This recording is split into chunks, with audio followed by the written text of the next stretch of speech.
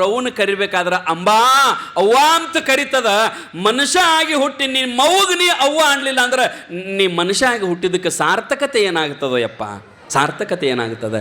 ಬಾಯಿ ತುಂಬ ಚಂದ ಅವ್ಗೆ ಅವ್ವ ಅಂತ ಕರಿಬೇಕು, ಅಕ್ಕಗೆ ಅಕ್ಕ ಅಂತ ಕರಿಬೇಕು, ಆನಂತರ ಮನ್ಯಾಗ ಅಪ್ಪಗೆ ಅಪ್ಪ ಅಂತ ಕರಿಬೇಕು. ಹೊರಗಿಂದ ಬರ್ತಾವ ಒಂದೊಂದು ಅಪ್ಪನ ಕೇಳ್ಬೇಕಾದ್ರೆ ಎಲ್ಲಿ ಹೋಗ್ಯಾನವ ಅಂದ್ರೆ ಏನಾಗ್ತದ? ಚಂದ ಬಾಯಿ ತುಂಬ ಅಪ್ಪ ಎಲ್ಲಿ ಹೋಗ್ಯಾಣ ಅಂತ ಕೇಳಿದ್ರೆ ಅವ್ರಿಗೆ ಎಷ್ಟು ಖುಷಿ ಆಗ್ತದೆ. ಆ ರೀತಿಯೊಳಗೆ ನಮ್ಮ ಎಲ್ಲ ಬಂಧುಗಳು, ಈ ಮೊದಲಮಟ್ಟಿ ಗ್ರಾಮದ ಎಲ್ಲ ಶರಣರು ಬಹಳ ಒಳ್ಳೆಯ ಸದ್ಭಕ್ತರು. ನಮ್ಮ ಹಿರಿಯರು ಮಾತನಾಡಿದ್ರಲ್ಲ ತಾಯಂದಿರ, ನೀವೆಲ್ಲ ಹೆಂಗಂತಂದ್ರೆ ಕೊಡುಗೈದೊರೆಗಳು. ಒಂದೊಂದು ಊರೊಳಗೆ ನಾನು ನೋಡಿರ್ತೀನಿ, ಅಲ್ಲಿ ಒಗ್ಗಟ್ಟಿನ ಬಲ ಇರಂಗಿಲ್ಲ. ಏನು ಉಪಯೋಗ ರೀ? ನಿಮ್ಗೆ ಗೊತ್ತಿರ್ಬೇಕು, ಮಣಿ ಯಾವಾಗ ಹಾಳಾಗ್ತಾವ ಗೊತ್ತದೇನ್ರಿ? ಮನಿ ಯಾವಾಗ ಹಾಳಾಗತ್ತಾವಂದ್ರೆ 4 ಮಂದಿ ಅಣ್ಣತಮ್ಮರ ಮನ್ಯಾಗ 4 ಮಂದಿ ಅಣ್ಣತಮ್ಮರು ದುಡದ ಮನ್ಯಾಗ ಕೊಡ್ಲಾರ್ದ ತಂದು ತಾನ ಇಟ್ಕೊಳಕ್ ಹತ್ತಿದ ಅಂದ್ರೆ ಆವಾಗ ಮನಿ ಹಾಳಾಗ್ತದ ಪಕ್ಕ. ಹಂಗ ಊರು ಯಾವಾಗ ಹಾಳಾಗ್ತದಂದ್ರೆ ಊರಾಗಿರ್ತಕ್ಕಂಥ ಹಿರಿಯರು ಛಿದ್ರ ಆದ್ರಂದ್ರೆ ಊರು ಹಾಳಾಗಿಬಿಡ್ತದ. ಇಷ್ಟು ಸಣ್ಣ ಊರಿದ್ದ ಕೋಟಿ ಗಂಟ್ಲೆ ಕೆಲಸ ಮಾಡಿರಂತಂದ್ರೆ ಇಲ್ಲಿರ್ತಕ್ಕಂಥ ಹಿರಿಯರಿಗೆ ಬಹುತೇಕ ನಾನು ಅವರ ಪರವಾಗಿ ಅವ್ರಿಗೆ ಅನಂತ ಧನ್ಯವಾದಗಳನ್ನ ಹೇಳ್ತೇನೆ. ನಮ್ಮ ಹಿರಿಯರಿಗೆ, ಇಂಥ ಹಿರಿಯರನ್ನ ನಾವು ಯಾವ ಊರಾಗ ಹೋದ್ರೂ ಸಿಗಂಗಿಲ್ಲ. ಒಗ್ಗಟ್ರಿ ಎಲ್ಲದರೊಳಗೂ. ಇಲ್ಲಿ ಪಕ್ಷ ಅದು ಇದು ಏನೂ ಅನ್ಲಾರ್ದ ಅವ್ರಿಗೆ ಏನು ಕಣ್ಣಿಗೆ ಕಾಣ್ತದಂದ್ರೆ ಬರೇ ಊರಿನ ಜವಾಬ್ದಾರಿ, ಊರಿಗೆ ಏನು ಮಾಡಬೇಕು, ನಮ್ಮ ಊರಿನ ಜನರಿಗೆ ಏನು ಮಾಡಬೇಕು ಅನ್ನೋದು ಒಂದೇ ತಲೆಯಾಗದ ಅವರಿಗೆ. ಆ ಉದ್ದೇಶವನ್ನು ಇಟ್ಟುಕೊಂಡು ದೊಡ್ಡ ದೊಡ್ಡ ಕನಸನ್ನು ಕಟ್ಟಿಕೊಂಡಾರ ನಮ್ಮ ಹಿರಿಯರು. ಅದ್ರ ಜೊತೆಗೆ ನೋಡ್ರಿ, ಸರ್ಕಾರಿ ಶಾಲೆ ನಮ್ಮ ಗೌಡ್ರು ಹೇಳಿದ್ರು, ನಾವು ಸಂಸ್ಥಾ ಶಾಲೆ ತೆಗಿಬಾರ್ದಂತ ನಿರ್ಣಯನ ಮಾಡಿಬಿಟ್ಟದೀವ್ರಿ. ಯಾಕಂದ್ರೆ ಅದ ಶಾಲಿನ ನಾವು ಇಂಪ್ರೂವ್ ಮಾಡ್ಬೇಕಂತ ತಿಳ್ಕೊಂಡು ಏನ್ರಿ ಒಬ್ಬರಲ್ಲ ಬಹುತೇಕ ಇಡೀ ಊರು ಮಂದಿನ ನಮ್ಮ ಸರ್ನ ಹೆಸರು ನೆನೆಸ್ತಾರೆ. ಏನಿಲ್ಲಿ ಜಾಯಿನ್ ಆಗ್ಯಾರ, ರಿಟೈರ್ಡ್ ಆಗೋ ತನಕ ಇಲ್ಲೇನ ಇಡೀ ನಾವೆಲ್ಲರೂ ಅವರಿಂದ ಉದ್ಧಾರ ಆಗ್ಯದೀವಿ ಅಂತ ಹೇಳ್ತಾರಂದ್ರೆ ನಾ ಇವತ್ತಿನ ದಿನಮಾನದೊಳಗೆ ಅಂತೇನೆ. ಏನಂದ್ರೆ ಅವ್ರ ಸರ್, ಅವ್ರ ಹೆಸರು ಏನ್ರಿ ಸರ್? ಏನ್ರಿ? ಜಾಯ್ಗೊಂಡ್ ಸರ್. ಅವರಿಗೆ ನಾನು ಮನುಷ್ಯ ಅನ್ನಂಗಿಲ್ಲ. ಅವ್ರು ಇವತ್ತು ಇಷ್ಟು ಮಂದಿ ಅಭಿವೃದ್ಧಿಗೆ ಕಾರಣರಾಗ್ಯಾರ ಅಂತಂದ್ರೆ ಅವರೊಬ್ಬರು ದೇವಮಾನವ ಅಂತಂದ್ರು ಏನಡ್ಡಿ ಇಲ್ಲ. ನಮ್ಮ ಸರ್ ಅಂತಂದ್ರೆ ಇವತ್ತಿನ ದಿನಮಾನದೊಳಗೆ ಅವ್ರ ದೇವಮಾನವ ಅಂತಂದ್ರೆ ಏನು ಅಡ್ಡಿ ಇಲ್ಲ. ಅಂಥವ್ರು ತಮ್ಮ ಸ್ವಂತಕ್ಕಾಗಿ ಏನೂ ಮಾಡ್ಕೊಳ್ಳಾರ್ದ ಏನಪ್ಪಾ ಅಂತಂದ್ರೆ ಇಷ್ಟೆಲ್ಲ ಮತ್ತು ಇಷ್ಟು ಸಣ್ಣ ಊರಾಗಿದ್ದು ಯಾಕಂದ್ರೆ ನೌಕರಸ್ಥರು ಚಲೋ ಸಾಲಿ ಚಲೋ ಊರ ಬಯಸ್ತಾರ ಅವರೆಲ್ಲ. ಆದ್ರೆ ತಮ್ಮ ಜೊತೆಗಿದ್ದ ಇಂಥ ಊರಿಗೆ ಅಭಿವೃದ್ಧಿ ಮಾಡ್ಬೇಕಂತ ತಿಳ್ಕೊಂಡು ಶಿಕ್ಷಣದ ಕ್ರಾಂತಿಯನ್ನು ಮಾಡಿರ್ತಕ್ಕಂಥ ಸರು ಅಂಥವ್ರು ಏನಪ್ಪಾ ಅಂತಂದ್ರೆ ಈ ಊರಿಗೆ ಭಾಳ ದೊಡ್ಡ ಪರಿಶ್ರಮ ಅದ. ನಿಮ್ಗೆ ಗೊತ್ತಿರಬೇಕು, ಕೊಪ್ಪಳ ಜಿಲ್ಲಾದೊಳಗೆ ಒಬ್ಬಕ್ಕೆ ಹುಚ್ಚಮ್ಮ ಅಂತ ಒಬ್ಬಕ್ಕೆ ತಾಯಿ, 80 ವರ್ಷದ ಆಯಕಿ, ಗಂಡು ಮಕ್ಕಳಿಲ್ಲ, ಗಂಡು ಸತ್ತಾನ, 3-4 ಎಕರೆ ಜಮೀನ. ಅದನ್ನ ಏನು ಮಾಡಿದ್ಲ ಅಂತಂದ್ರೆ ಇವ್ರಿಗೆ ಮಾಡುದೇನಂತ ತಿಳ್ಕೊಂಡು ಸರ್ಕಾರಿ ಸಾಲಿ ಬಂದಿತ್ತಂತ್ರಿ ಅವ್ರ ಊರಿಗೆ. ಸರ್ಕಾರಿ ಸಾಲಿ ಬಂದ್ರೆ ಕಟ್ಟಾಕ ಜಾಗ ಇರ್ಲಾರಕ ಆ ಸಾಲಿ ಹೊಳ್ಳಿ ಹೊಂಟಿತ್ತು. ಸರ್ಕಾರಿ ಸಾಲಿ ಕಟ್ಟಾಕ ಜಾಗ ಇರ್ಲಾರಕ ಅದು ಹೊಳ್ಳಿ ಹೊಂಟಾಗ ಆ ಅಜ್ಜಿ ಏನು ಮಾಡಿದ್ಲ ಅಂತಂದ್ರೆ ಹುಚ್ಚಮ್ಮ, ಹೆಸರು ಹೆಂಗದ ನೋಡ್ರಿ ಆಕಿದು, ಹುಚ್ಚಮ್ಮ ಅಂತಕ್ಕಿ ಹೆಸರು. ಆ ಸರ್ಕಾರಿ ಸಾಲಿ ಹೊಳ್ಳಿ ಹೋಗೋ ಸಂದರ್ಭದೊಳಗೆ ಅವ್ರನ್ನ ಕರೆದ, ಯಾಕ್ರಪ್ಪ ಏನಾಗಿದೆ ಅಂತಂದಾಗ, ಏನಿಲ್ರಿ ಈ ಊರಾಗ ಸಾಲಿ ಕಟ್ಬೇಕಂತ ಮಾಡಿದ್ದೀವಿ, ಹೈಸ್ಕೂಲ ಮತ್ತು ಜಾಗ ಇಲ್ಲ, ಅದಕ್ಕೆ ಬೇರೆ ಊರಿಗೆ ಹೊಂಟಾರಂತಂದಾಗ ಆಕಿ ಅಂದ್ಲು, ಯಪ್ಪ ನಂದ 3 ಎಕರೆ ಜಾಗ ಅದ ಇಲ್ಲೇ ಊರ ದಂಡಿಗೆ, ನಾನಾರ ತೊಗೊಂಡು ಏನು ಮಾಡ್ತಾನೋ ಅದನ್ನು ಸಾಲಿಗೆ ತೊಗೊಂಡ್ಬಿಡ್ರಿಯಪ್ಪ ಅಂತಂದಾಗ ಅವ್ರು ಹೇಳಿದ್ರು, ನಾವು ರೊಕ್ಕ ಕೊಡಂಗಿಲ್ಲ ಮತ್ತು ಹಂಗೆ ಕೊಡ್ಬೇಕು ನೀವು ಅಂದ್ರು ಅಂತ. ಅವ್ರು 3 ಎಕರೆಗೆ ನಾವು 1 ರೂಪಾಯಿನೂ ಕೊಡಂಗಿಲ್ಲ. ಆ ಅಜ್ಜಿ ಅಂದಳು, 1 ರೂಪಾಯಿನೂ ಬ್ಯಾಡೋ ತಮ್ಮ, ಹಂಗ ತಗೋ ಸಾಲಿ ಕಟ್, ನನಗೆ ಮಕ್ಕಳಿಲ್ಲ. ಆದ್ರೆ 100 ಮಂದಿ 100 ಹುಡುಗರು ಆ ಸಾಲಿ ಕಲಿತ್ರ ಆ ಒಬ್ಬ ಮಗನ ಹಡದ ಅವಂಗ ಆಸ್ತಿ ಮಾಡೋಕ್ಕಿಂತಲೂ 1000 ಮಂದಿ ನೆಳ್ಳಾಗ ಕೂತು ವಿದ್ಯಾ ಕಲಿತಾರಲ್ಲ, ಇದಕ್ಕಿಂತ ದೊಡ್ಡದು ಏನದ ನನಗೆ, ಆ ಜಮೀನು ನೀವ ತಗೊಂಡು ಬಿಡ್ರಿ ಅಂತ ತಿಳ್ಕೊಂಡು ಆಕಿ ಹುಚ್ಚಮ್ಮ ಸಾಲಿಗೆ ಜಮೀನು ಕೊಟ್ಟು ಬಿಟ್ಟಾಳ. ಆ ಹೆಣ್ಮಗಳು ಅವರು ಮಾಧ್ಯಮದವರು ಆಕೆ ಮುಂದೆ ಮೈಕ್ ಹಿಡ್ದ, ಅಜ್ಜಿ 3 ಎಕರೆ ಹೊಲ ಕೊಪ್ಪಳದಾಗ ರೀ, ಸಮೀಪ ಹಳ್ಳ್ಯಾಗ ಊರು ಬಸ್ ಸ್ಟ್ಯಾಂಡ್ ಹತ್ತಕನ ಆಕಿ ಜಮೀನ, 1 ಎಕರೆಗೆ 1 ಕೋಟಿ ರೂಪಾಯಿ ಕಿಮ್ಮತ್ತು. ಮಾಧ್ಯಮದವ್ರು ಬಂದು ಕೇಳಿದ್ರಂತ, ಅಲ್ಲ 1 ಕೋಟಿ ರೂಪಾಯಿ ಕಿಮ್ಮತ್ತಿನ ಹೊಲ, ಎಕರೆಕ ಕೋಟಿ, ಅಂಥದ್ದು ಪ್ರೀ ಪುಗುಶೆಟ್ಟಿ ಕೊಟ್ಟಿಲ್ಲ, ಮತ್ತು ನಿನ್ನ ಊಟಕ್ಕೆ ನೀ ಏನು ಮಾಡ್ತಿ ಅಂತಂದಾಗ ಆಕಿ ಹೇಳಿದ್ಲು, ಯಪ್ಪ ಇದ ಸಾಲಾಗ ನಾ ಅಡಿಗೆ ಮಾಡ್ತಾನೆ ಪಗಾರ ಗಂಟ್ಲೆ, ಇದ ಸಾಲ್ಯಾಗಣ ನಾ ಏನು ಜಮೀನು ಕೊಟ್ಟಿರಲಿಲ್ಲ, ಸಾಲಿ ಕಟ್ಟಾರಲ್ಲ, ಅದ ಬಿಸಿ ಊಟದೊಳಗೆ ನಾ ಅಲ್ಲಿ ಅಡಿಗೆ ಮಾಡ್ತಾನೋ, ಇಲ್ಲಾಂದ್ರೆ ಮಂದಿಯಲ್ಲಿ ದುಡ್ಕೊಂಡು ತಿಂತನ ಅಂತಂದಾಗ ಅವ್ರಂದ್ರೆ 3 ಕೋಟಿ ರೂಪಾಯಿದು ಫ್ರೀ ಆಗಿ ಕೊಟ್ಟು ನೀ ಯಾಕೆ ಹಿಂಗೆ ಮಂದಿಯಲ್ಲಿ ದುಡ್ಕೊಂತಿತಿ ಅಂತಂದಾಗ ಆ ಅಜ್ಜಿ ಒಂದು ಮಾತು ಹೇಳಿದ್ಲು. ಏನಂತಂದ್ರೆ, ನಾ ಜಾಗ ಕೊಟ್ಟಿರಲಿಲ್ಲ ಅಂದ್ರೆ ನೀ ನನ್ನ ಈ ಮೈಕ್ ಹಿಡ್ಕೊಂಡು ನನ್ನ ಮುಂದೆ ನಿಂದಿರ್ತಿದ್ದಿಲ್ಲ ಅಂತ ಕೇಳಿದ್ಲಕ್ಕೆ ಅಜ್ಜಿ. ನಾ ಜಾಗ ಕೊಟ್ಟಿರಲಿಲ್ಲ ಅಂದ್ರೆ ನೀ ನನ್ನ ಮುಂದೆ ಮೈಕ್ ಹಿಡ್ಕೊಂಡು ನಿಂದಿರ್ತಿದ್ದಿಲ್ಲ. ನಾನು ಒಬ್ಬ ಮಗನಕ್ಕಿಂತಲೂ ಸರ್ಕಾರಿ ಶಾಲೆಯೊಳಗೆ 1000 ವಿದ್ಯಾರ್ಥಿಗಳು ಕರೀತಾರಲ್ಲ, ಅದಕ್ಕಿಂತಲೂ ದೊಡ್ಡದು ಯಾವುದೂ ಇಲ್ಲ ನನಗಂತ ತಿಳ್ಕೊಂಡು ಆ ಹುಚ್ಚಮ್ಮ ಏನಪ್ಪಾ ಅಂತಂದ್ರೆ 3 ಎಕರೆ ಜಮೀನು ಕೊಟ್ಟಾಳ. ಆ ರೀತಿಯೊಳಗೆ ಕೊಂಡು ಬಸವ ಕಲ್ಯಾಣಕ್ಕೆ ಬಂದರು. ಬಸವಣ್ಣವರ ಸಂಘವನ್ನು ಬಯಸಿ ಕಾಶ್ಮೀರ ದೇಶದ ಅರಸು, ಆವತ್ತಿನ ದಿನಮಾನದಲ್ಲಿ ಒಬ್ಬ ದೊಡ್ಡ ರಾಜ. ಆ ರಾಜ ತನ್ನ ಎಲ್ಲ ರಾಜ್ಯವನ್ನು ಬಿಟ್ಟು ಬಸವಣ್ಣನವರ ಬದುಕನ್ನು ನೋಡಿ ನಾವು ಹಂಗೆ ಬದುಕಬೇಕಲ್ಲ ಅಂತ ತಿಳ್ಕೊಂಡು ಆ ರಾಜ್ಯವನ್ನು ಬಿಟ್ಟು ಬಂದರು. ನೋಡ್ರಿ ಯಾರು ಅಂತಂದ್ರೆ ಕಾಶ್ಮೀರ ದೇಶದ ಅರಸು ಮಹಾದೇವ ಭೂಪಾಲ. ಒಬ್ಬ ರಾಜ ರೀ. ರಾಜ ಅಂತಂದ್ರೆ ಏನು ಸಾಮಾನ್ಯ ಅಂತೀರೇನು? ನಮ್ಮೂರೊಳಗೆ ಸಾವುಕಾರು ಗೌಡರು ಇರ್ತಾರೆ, ಎಷ್ಟು ಅನುಕೂಲಸ್ಥರದಾರ, ಅವರನ್ನು ನೋಡಿ ನಾವು ಎಷ್ಟು ಖುಷಿ ಪಡ್ತೀವಿ. ಅದೇ ರೀತಿಯೊಳಗೆ ಅವತ್ತಿನ ಕಾಲದೊಳಗೆ ಇಡೀ ಕಾಶ್ಮೀರ ದೇಶಕ್ಕನ ಒಬ್ಬ ದೊಡ್ಡ ರಾಜ ಅವ, ಕಾಶ್ಮೀರ ದೇಶದ ಅರಸು. ಅವರು ಜಂಗಮರ ಮ್ಯಾಗ ಎಷ್ಟು ಪ್ರೀತಿ ಇದ್ರಂತಂದ್ರೆ ಅವ್ರ ಮಣಿಯೊಳಗೆ, ಅವರ ಅರಮನೆಯೊಳಗೆ ಪ್ರತಿ ದಿವಸ 6000 ಜಂಗಮರಿಗೆ ಊಟ ಮಾಡಿಸ್ತಿದ್ರಿ. ಯಾರು?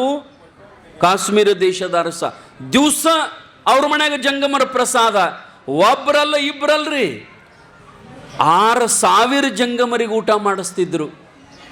ಈಗ ನಿಮ್ಮ ಮನ್ಯಾಗ ನೀವು ಊಟ ಮಾಡಿಸ್ತೀರೇನ್ರಿ ಯಾರಿಗಾರ? ಎಲ್ಲಿದ್ರಿ ಸ್ವಾಮಿ? ನಮ್ಮ ಮನ್ಯಾಗ ನಾವು ಮಾಡ್ಕೊಂಡು ತಿನ್ನೋದನ ದೊಡ್ಡ ಗಾದಿಲಿಡ್ದದ. ಬಹುತೇಕ ನಮ್ಮ ತಾಯಂದಿರಿಗೆ ಯಾವಾಗ ಮನಗಂಡ ಖುಷಿ ಅಂದ್ರೆ, ನಮ್ಮ ತಾಯಂದಿರಿಗೆ ಮನಗಂಡ ಯಾವಾಗ ಖುಷಿ ಅಂತಂದ್ರೆ, ಗಂಡ ಹೊತ್ತು ಮುನಿಗೆ ಬಂದ ಅಂತಂದ್ರೆ ಊಟಕ್ಕೆ ಏನು ಮಾಡಲಿ ಅಂತ ಕೇಳಿದಾಗ ಏನೈತಿ ಅಂತ ಅವ ವಾಪಸ್ ನಿಮ್ಮನ್ನು ಕೇಳ್ತಾನೆ. ಏನಿಲ್ರಿ, ಮುಂಜಾನೆ ಮಧ್ಯಾಹ್ನ ಮಾಡಿದ್ದು ಒಟ್ಟು ರೊಟ್ಟಿ ಅದಾವ, ಒಂದಿಟ್ಟು ಪಲ್ಯ ಐತಿ, ಮತ್ತು ನಿಮಗೆ ಏನು ಮಾಡತ್ತೀರಿ ಅದನ್ನು ಮಾಡ್ತಾನೆ ಅಂತಂದಾಗ, ಏನು ಬೇಡ ನಾ ಅದನ್ನು ತಿಂದ ಮಲ್ಕೋತನ, ಏನು ಮಾಡೋದು ಬೇಡ ಅಂತಂದಾಗ ನಮ್ಮ ತಾಯಂದಿರಿಗೆ ಮನಗಂಡ ಖುಷಿ ಆಗ. ಒಟ್ಟು ಒಲಿ ಹೊತ್ತಿಸೋದು ಆಗಬಾರ್ದು ನೋಡು.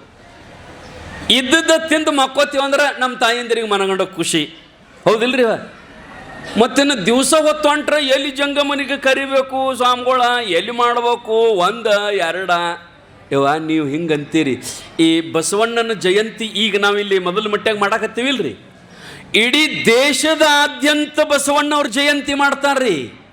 ಮೊದಲು ಮಟ್ಟಾಗ ಅಟ್ಟ ಅಲ್ಲ, ಇಡೀ ಭಾರತ ದೇಶದ ತುಂಬ ಬಸವಣ್ಣವ್ರ ಜಯಂತಿ ಯಾಕೆ ಮಾಡ್ತಾರಂತಂದ್ರೆ, ಅವರ ಮಣಿಯೊಳಗೆ, ಬಸವಣ್ಣನವರ ಮಣಿಯೊಳಗೆ ಪ್ರತಿ ದಿವಸ ಎಷ್ಟು ಮಂದಿ ಊಟ ಮಾಡಿಸ್ತಿದ್ರಂತಂದ್ರೆ 196,000 ಜಂಗಮರಿಗೆ ಊಟ ಮಾಡಿಸ್ತಿದ್ರಂತ ತಿಳ್ಕೊಂಡನ ಇಡೀ ರಾಜ್ಯದಾದ್ಯಂತ ದೇಶದಾದ್ಯಂತ ಅವ್ರ ಜಯಂತಿ ಮಾಡ್ತಾರೆ.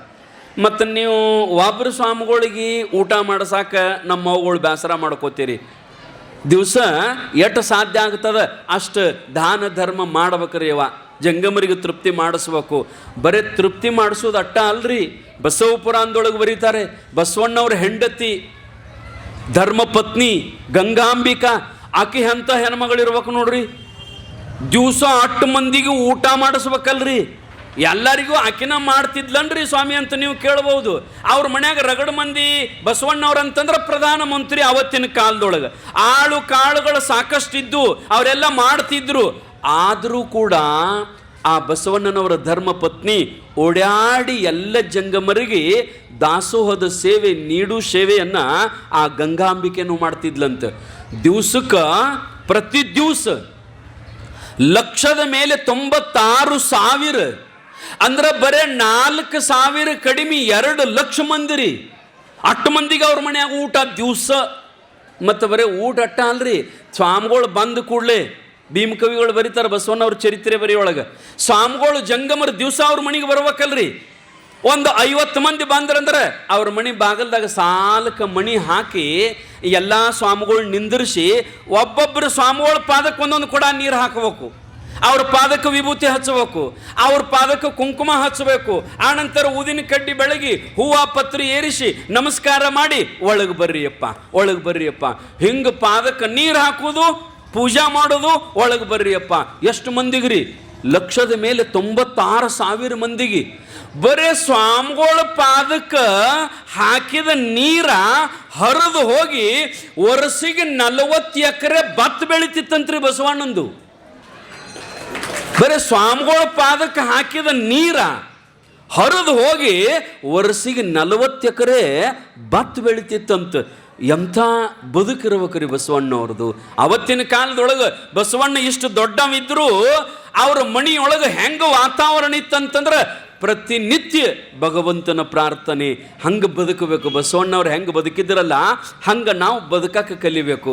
ನಿಮ್ಗೆ ಗೊತ್ತಿರಬೇಕು, ಬಸವಣ್ಣವ್ರ ಬಗ್ಗೆ ನೀವು ಬಸವ ಕಲ್ಯಾಣಕ್ಕೆ ಹೋದ್ರೆ ಅವರು ಕುರುಹುಗಳು ಏನೂ ಇಲ್ಲ. ಇದು ಬಸವಣ್ಣವ್ರು ಕಟ್ಟಿದ ಬಿಲ್ಡಿಂಗ್ ನೋಡ್ರಿ, 20 ಅಂತಸ್ತು ಐತಂತ ಇಲ್ಲ. ಇವು ಬಸವಣ್ಣವ್ರು ಹಾಕೊಂಡದ ಬಂಗಾರದ ಸಾಮಗ್ರಿ ನೋಡ್ರಿ, ಇಲ್ಲ. ಏನೂ ಇಲ್ರಿ ಅವ್ರದ್ದು. ಅವ್ರು ಏನೂ ಗಳಿಸಿಲ್ಲ. ಏನು ಗಳಿಸಿದ್ರು ಅಂತಂದ್ರೆ ಇಡೀ ಸಮಾಜಕ್ಕೆ, ಇಡೀ ಭಾರತ ದೇಶಕ್ಕೆ ಏನು ಕಾಯಕದ ಸಿದ್ಧಾಂತವನ್ನು ಕೊಟ್ಟಿದ್ದಾರೆ, ಏನು ದಾಸೋಹದ ಸಿದ್ಧಾಂತವನ್ನು ಕೊಟ್ಟಿದ್ದಾರೆ, ಏನು ಮಹಿಳೆಯರಿಗೆ ಸ್ವಾತಂತ್ರ್ಯವನ್ನು ಕೊಟ್ಟಿದ್ದಾರೆ. ಇವು ಮಾತ್ರ ಅವರು ಸಂಪಾದಿಸಿದ ಸಂಪತ್ತುಗಳು. ಇವು ಜೀವಂತದವ ತಾಯಂದಿರ ಇವತ್ತಿನ ಕಾಲದೊಳಗೆ. ಇದು ಸಮಾಜಕ್ಕೆ ಬಸವಣ್ಣವ್ರು ಕೊಟ್ಟಿರ್ತಕ್ಕಂಥ ಕೊಡುಗೆ. ಅಷ್ಟು ಚಂದ ಏನಪ್ಪ ಅಂತಂದ್ರೆ ಬಸವಣ್ಣವ್ರು ಬದುಕಿದ್ರು. ಇಂದ ಬೇಕು ನಾಳೆ ಬೇಕು ಅಂತ ಏನೂ ಗಳಿಸಲಿಲ್ಲ ಬಸವಣ್ಣವ್ರು ನಮಗತ್ತೆ. ಬರೇ ಜನ ಗಳಿಸಿದ್ರು. ಇವತ್ತು ಯಾರ ಜಯಂತಿ ಹೇಳ್ರಿ? ಇವತ್ತು ಯಾರ ಜಯಂತಿ ರೀ? ಬಸವ ಜಯಂತಿ, ಬಸವಣ್ಣವ್ರ ಜಯಂತಿ ಇವತ್ತ. ನಾವು ನೀವೆಲ್ಲ ಕೂಡಿ ಅವ್ರ ಜಯಂತಿ ಮಾಡ್ತೀವಿ. ಮತ್ತು ನಿಮ್ಮ ಜಯಂತಿ ಇಡೀ ಊರವರು ತಾಲೂಕದವರು ಕೂಡಿ ಮಾಡ್ತಾರೇನ್ರಿ? ಇಲ್ರಿ. ಈಗಿನ ಹುಡುಗರು ಹುಟ್ಟಹಬ್ಬ ಜಯಂತಿ ಹೆಂಗಂತಂದ್ರೆ ಅಲ್ಲೇ ರೋಡ್ ಮ್ಯಾಗ ಸೈಕಲ್ ಮೋಟ್ರ್ ತರ್ಬೋದು, ಒಂದು 8-10 ಹುಡುಗರು ಕೂಡಿ ಒಂದು ಕೇಕ್ ತಂದು ಅಲ್ಲೇ ಕಟ್ ಮಾಡಿ ಪಟಾಕ್ಷಿ ಅದನ್ನು ಇದನ್ನು ಹರಿಸಿ ಮತ್ತು ಆ ಕೇಕ್ನು ಏನು ಮಾಡೋದು ಅಂದ್ರೆ ತಿನ್ನಂಗಿಲ್ಲ. ಅದನ್ನು ಮೂತಿಗೆ ಸಾವಿರಾಡಿ ಗದ್ದಲ ಹಿಡಿಸಿ ಹೋಗೋದು. ನಾ ಅಂತೀನಿ, ನಮ್ಮ ಮೊದಲ ಮಟ್ಟಿ ಎಲ್ಲ ಯುವಕರಿಗೆ ಒಂದೇನು ಸಂದೇಶ ಅಂತಂದ್ರೆ ಆ ರೀತಿ ನೀವು ಜಯಂತಿಯನ್ನು ಆಚರಣೆ ಮಾಡೋ ಬದ್ದಲ್ಲ. ಕೆಲವೊಬ್ಬರು ರಾಜಕೀಯ ವೇದಿಕೆಯೊಳಗೆ ದೊಡ್ಡ ದೊಡ್ಡವರು ಏನು ಮಾಡ್ತಾರಂತಂದ್ರೆ ದೊಡ್ಡ ಜಯಂತಿಯನ್ನು ಮಾಡ್ಕೋತಾರೆ, ಹುಟ್ಟಹಬ್ಬ ಮಾಡ್ಕೋತಾರೆ, ಕೇಕ್ ಕಟ್ ಮಾಡ್ತಾರೆ. ಅವರು ಫಂಕ್ಷನ್ ಮಾಡಿ ಹಿಂದೊಂದು ಬ್ಯಾನರ್ ಮಾಡಿರ್ತಾರೆ. ಅವ್ರ ಬ್ಯಾನರ್ದೊಳಗೆ ಯಾರ್ಯಾರು ಫೋಟೋ ಇರ್ತಾವಂತಂದ್ರೆ ದೊಡ್ಡ ದೊಡ್ಡ ರಾಜಕೀಯ ವ್ಯಕ್ತಿಗಳ ಫೋಟೋ ಇರ್ತಾವ್ರಿ. ಯಾವ ಮನುಷ್ಯ ಹುಟ್ಟಹಬ್ಬ ಆಚರಣೆ ಮಾಡ್ಕೊಳಕತ್ತಾನಲ್ಲ ಅವ್ರ ಅವ್ವ ಅಪ್ಪನ ಫೋಟೋ ಇರಂಗಿಲ್ಲ, ಅದ್ರಾಗ ದೊಡ್ಡ ದೊಡ್ಡ ರಾಜಕೀಯ ಮಂದಿ ಫೋಟೋ ಇರ್ತಾವ. ಎಂಥ ದುರ್ದೈವದ ಸಂಗತಿ ನೋಡ್ರಿ ಇದು. ಹುಟ್ಟಹಬ್ಬ ಎಂದು ಇರ್ತದಲ್ಲ ನಿಂದ, ಅವತ್ತು ಎದ್ದು ಕೂಡಲೇ ನಿಮ್ಮ ಅವ್ವನ ಪಾದಕ್ಕೆ ನಿಮ್ಮ ಅಪ್ಪನ ಪಾದಕ್ಕೆ ನಮಸ್ಕಾರ ಮಾಡು. ಅವ್ರ ಬಾಯಿಯೊಳಗೆ ಸ್ವೀ ಹಾಕು. ಯಾಕಂದ್ರೆ ನಿನ್ನ 9 ತಿಂಗಳು ಹೊಟ್ಟೆಗಿಟ್ಟುಕೊಂಡು ನಿನ್ನ ಜ್ವಾಕಿ ಮಾಡಿ ಸಾಯುವೊಂದು ಅದು ಡಿಲಿವರಿ ಆಗುವಾಗ ಸಾವು ಬದುಕಿನ ಮಧ್ಯೆ ಹೋರಾಡಿ ಏನಪ್ಪ ಅಂತಂದ್ರೆ ನಿನಗೆ ಜನ್ಮ ಕೊಟ್ಟಾಳೆ ನಿನ್ನ ತಾಯಿ. ಆನಂತರ ನಿನ್ನ ತಂದೆ ಇನ್ನೊಬ್ಬರಲ್ಲಿ ದುಡಿದು ಕೂಲಿ ಮಾಡಿ ಕುಂಬಳಿ ಮಾಡಿ ನಿನಗೆ ಸಾಲಿ ಕಲಿಸಾನ, ಇಟ್ಟು ದೊಡ್ಡವಾಗಾಕ ಭಾಳ ಪ್ರಯತ್ನ ಪಟ್ಟಾನ. ಅದಕ್ಕೆ ಮೊಟ್ಟ ಮೊದಲ ನೀವು ಹುಟ್ಟಿದ ದಿವಸ ನಿನ್ನ ಬರ್ತ್ಡೇ ದಿವಸ ಏನು ಮಾಡಂದ್ರೆ ನಿಮ್ಮ ಅವ್ಗ ಅಪ್ಪಗ ಕಾಲಿಗೆ ನಮಸ್ಕಾರ ಮಾಡು. ಅವ್ರ ಸಾಯುತಕ ಒಂದು ಕಣ್ಣಾಗ ಒಂದು ಹನಿ ನೀರು ಬರಲಾರ್ದಂಗೆ ನೋಡ್ಕೊಂಡೆ ಅಂದ್ರೆ ಇದು ನೀ ಎಷ್ಟು ಹುಟ್ಟಹಬ್ಬ ಮಾಡ್ಕೊಂಡಿದ್ದಕ್ಕಿಂತಲೂ ಹೆಚ್ಚಿಂದದ ಇದು.